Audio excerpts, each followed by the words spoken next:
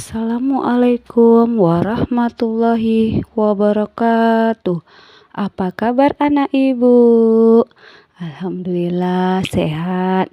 Sebelum kita melanjutkan pelajaran kita hari ini, marilah kita baca doa.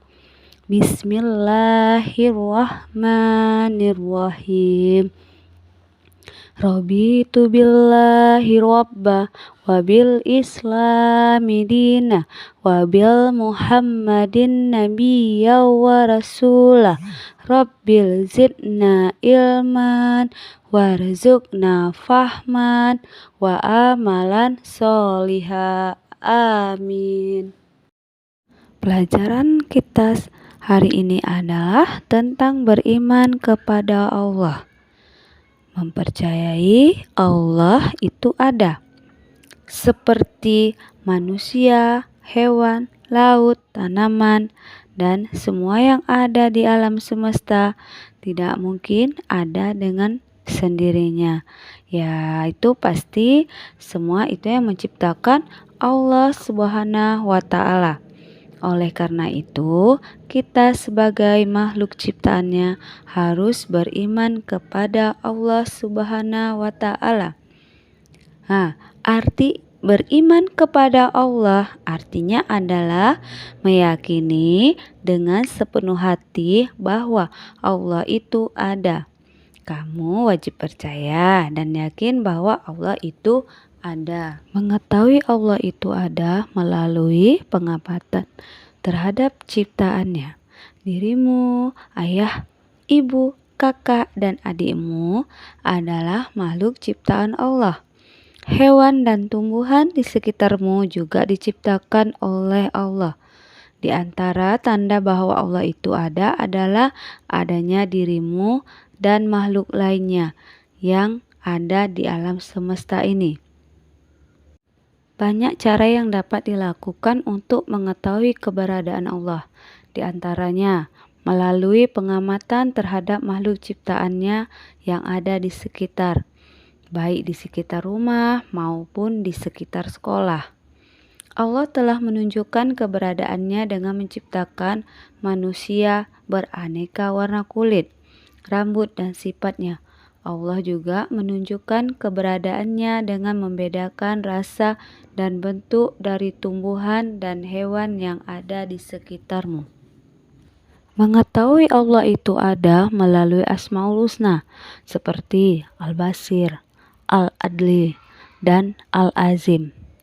Al-Basir itu artinya berasal dari kata basara yang berarti melihat.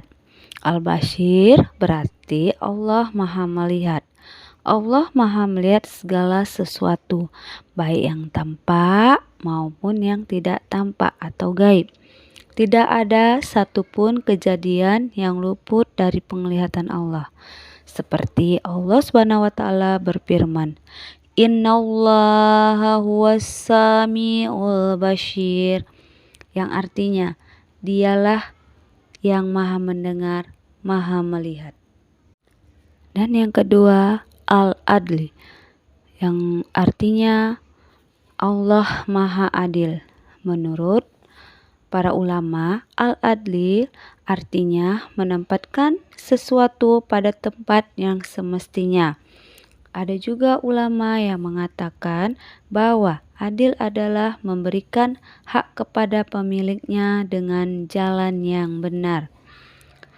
Seperti Allah Subhanahu wa Ta'ala berfirman, Fal yauma la tudlamu nafsu say'an wa la tuhzauna illa ma kuntum ta'malun, yang artinya, maka pada hari itu seseorang tidak akan dirugikan sedikit pun dan kamu tidak akan diberi balasan kecuali sesuai dengan apa yang telah kamu kerjakan.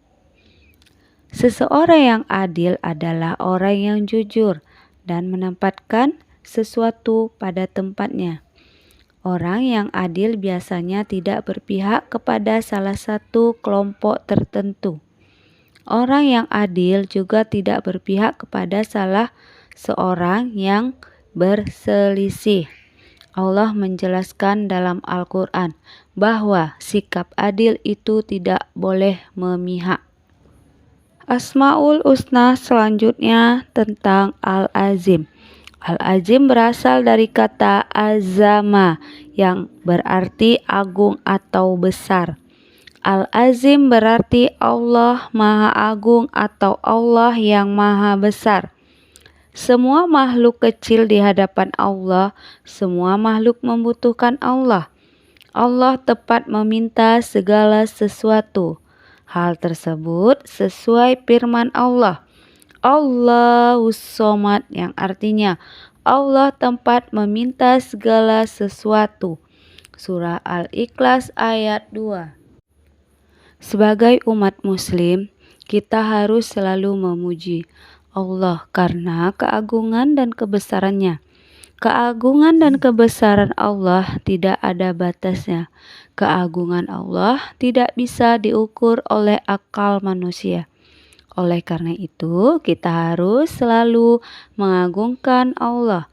Kita harus selalu memuji Allah. Kita harus selalu bertasbih kepada Allah.